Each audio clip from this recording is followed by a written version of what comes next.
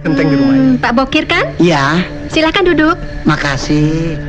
Malam harinya, Bokir yang ditemani oleh Hansip Dorman dikejutkan dengan hantu sundel bolong yang mengganggu dan menakut-nakuti mereka. Bapak bagian sono, saya bagian sini. Ya.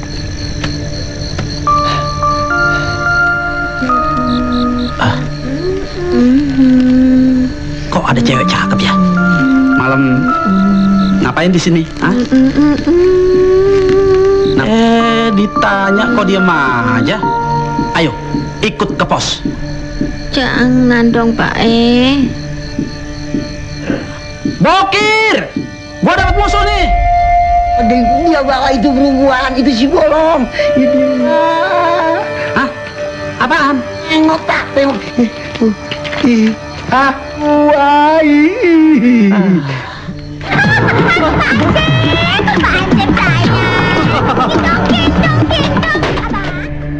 Kejadian tersebut membuat Bokir ketakutan hingga akhirnya mengajukan pengunduran diri pada Ayu Trisna.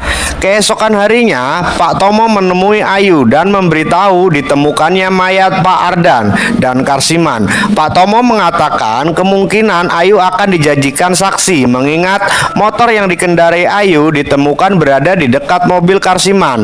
Yang rusak di sini, Pak Tomo menduga itu semua dilakukan oleh arwah Minarti, yaitu kakak ipar Pak Tomo yang merupakan istri dari Raden Aryo Tejo. Pak Tomo kemudian menceritakan tentang Minati yang tewas karena melahirkan dari punggung yang menurut mitos di masyarakat, perempuan yang melahirkan demikian akan bergentayangan menjadi hantu sundel bolong.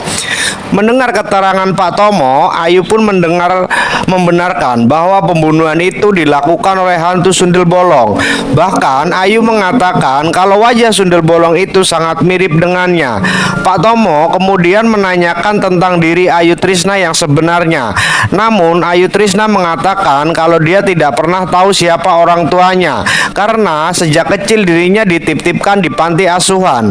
Mendengar hal itu, Pak Tomo tampak terkejut mendengarnya. Raden Aryo Tejo kemudian meminta Anton menemuinya untuk menceritakan tentang riwayat masa lalu Ayu Ratna dan hubungannya dengan Minarti yang sekarang menjadi hantu sundel bolong.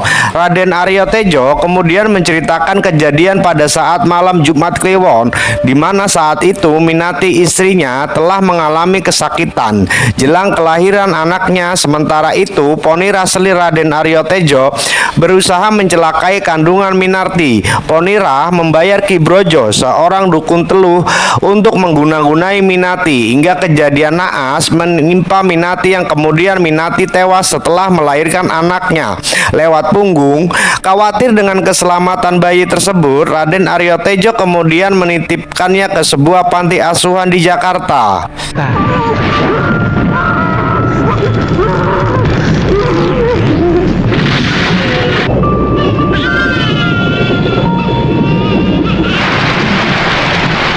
Anak pertama kita telah lahir.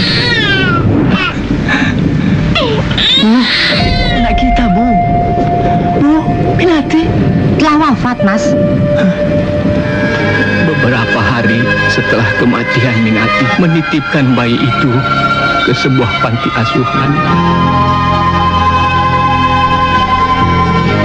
Kematian Minati yang mengenaskan membuat Aryo Tejo sangat terpukul, di mana dia berusaha menjadi lelaki yang pemurung dan menaruh dendam yang sangat besar atas kematian Minati yang dianggap tak wajar. Dia pun berusaha keras untuk mencari tahu penyebabnya hingga suatu hari dirinya melihat gerak-gerik yang mencurigakan dari Ponira serta pembantu-pembantunya Ardan dan Karisman. Raden Aryo Tejo kemudian menguntit mereka yang ternyata pergi menemui Ki Brojo. Ponira meminta Ki Brojo juga membunuh bayi Minati agar harta warisan Raden Aryo Tejo tidak jatuh kepada bayi itu. Untuk pekerjaannya tersebut Ki Brojo meminta imbalan yang lebih dari sekedar uang yang diberikan Ponira untuk menuruti permintaan Ki Brojo. Ponira lalu menyuruh Ardan dan Karsiman kembali ke rumah dan meninggalkannya di sini.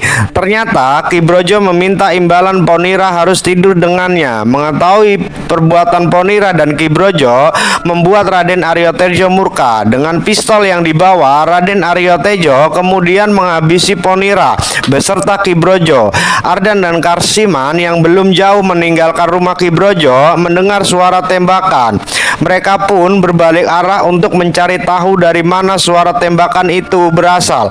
Kemudian mereka melihat Raden Aryo Tejo tengah menyeret mayat Ponira beserta Ki Brojo dan menenggelamkannya ke dalam sungai.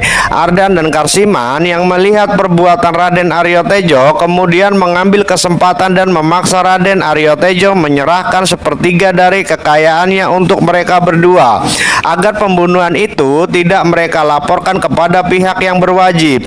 Dan dengan terpaksa Raden Aryo Tejo pun mengabulkan permintaan kedua pembantunya tersebut.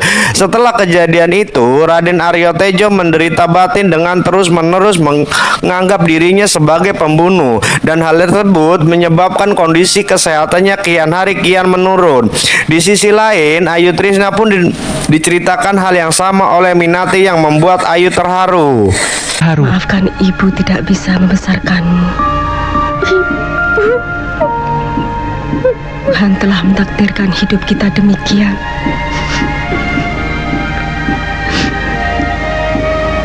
Ibu tidak bisa lama-lama tinggal bersamamu. Cepat temui bapakmu. Ibu harus menjemputnya.